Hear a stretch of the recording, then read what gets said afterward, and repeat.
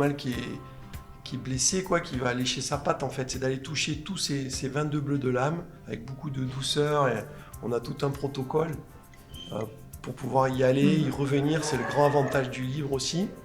Et le livre aussi, c'était vraiment d'amener une dimension autonome, c'est-à-dire de retrouver sa pleine autonomie pour revenir souverain dans son royaume.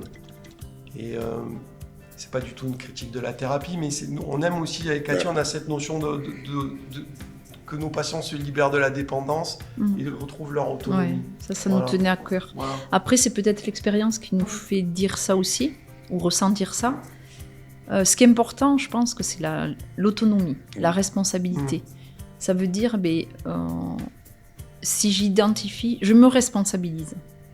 Et à tout moment, je prends ma vie en main et je peux, moi, changer les choses.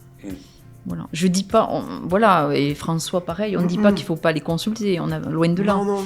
Mais c'est rassurant aussi, ça peut être rassurant d'avoir l'outil à côté, de se dire, moi-même, je me prends en main et je choisis de me faire ce soin-là. Et ça va avec le cœur, finalement. Peut-être c'est une façon de s'apporter de la douceur, de la tendresse, de l'amour. Parce qu'on attend tellement que quelqu'un nous le donne, en fait. Oui, c'est ça. Et, c'est toute la clé. Et c'est la clé, finalement. C'est une un peu des clés. C'est pas la clé, mais ça peut être une des clés de dire, mais prends ce temps-là pour toi. Wow.